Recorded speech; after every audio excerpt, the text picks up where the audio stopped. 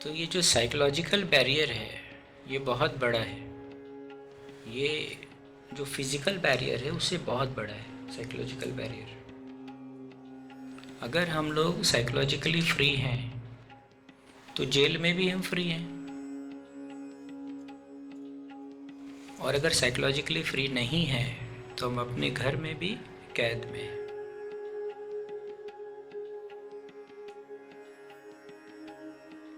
देखिए, रूपांतरण वैसे तो हम लोग एक कॉमन बात जानते हैं कि जो भी जेल जाता है वो अगर नोवाइज है तो ग्रेजुएट होके आता है ना। यही यही हम लोगों ने सुना है ना। लेकिन बहुत रूपांतरण भी हुए हैं। एक सबसे बड़ा रूपांतरण का उदाहरण है श्री अरबिंदो। श्री अरबिंदो कलकत्ता से हैं, लेकिन उनका पूरा बचपन विदेश में हुआ है। वो लंदन में पढ़े बड़े,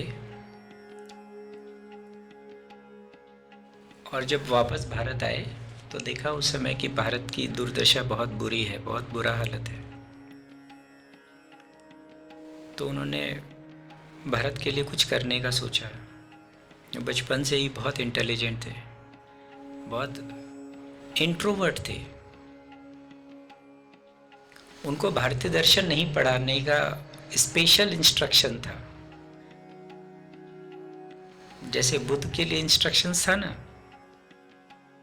वैसे ही अरबिंदो के लिए भी था। उनके पेरेंट्स ने कहा था कि इन लोगों को, मेरे बच्चे को इंडियन फिलॉसफी से दूर रखना है, लेकिन नियति तो अपना काम करती है। तो वो बहुत इंट्रोवर्ट थे और इंडियन फिलॉसफी से बहुत प्रभावित थे। फिर ऐसा हुआ कि अलीपुर बॉम्ब केस में उनको जेल हो गई। श्री अरबिंदो जेल गए और उनके बिल्कुल अंतःस्थल में ये बात थी कहीं ना कहीं कि जब तक आत्म रूपांतरण नहीं होगा तब तक बाहर कुछ करने से बहुत कुछ नहीं होगा। तो उनको मौका मिला जेल में ध्यान करने का, और उन्होंने बहुत साधना की, ध्यान किया उन्होंने जेल में। और जब जेल से बाहर आए तो फ्रीडम फाइटर अरबिंदो घोष महर्षि अरविंदो हो चुके थे। जब वो बाहर आए तो उनके जो साथी थे, फ्रीडम फाइटर्स जो उनके साथी थे, तो वो लोग अपने साथ ले गए। फिर और बड़ी प्लानिंग बताने लगे कि हमें ब्रिटिश राज के विरुद्ध क्या करना चाहिए। लेकिन अब वो अरविंदो का रूपांतरण हो चुका था। अब वो महर्षि अरविंदो हो चुके थे। उन्होंने कहा कि नहीं, हमें मुक्त होना है।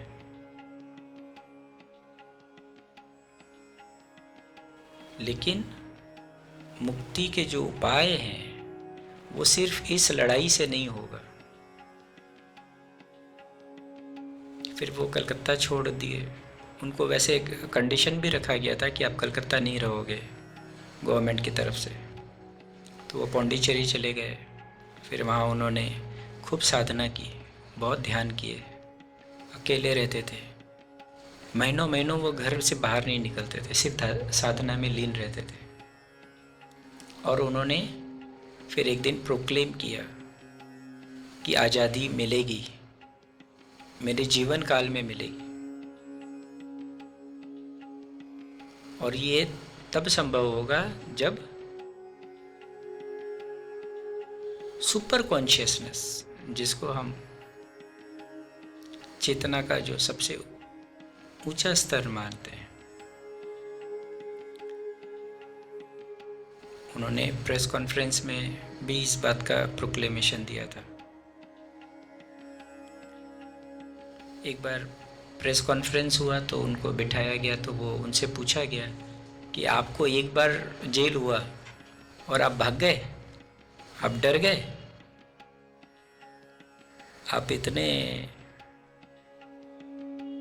लाचार हो गए? तो उन्होंने जो जवाब दिया वो हम साधकों के लिए बहुत ज़रूरी है समझना। उन्होंने कहा कि मैं भयभीत नहीं हुआ हूँ, नहीं मैं डरा हूँ, लेकिन मेरी समझ बदल गई है और अब मैं ऐसा समझता हूँ कि unless and until there is a descending of super consciousness in the humanity, the liberty will not be possible.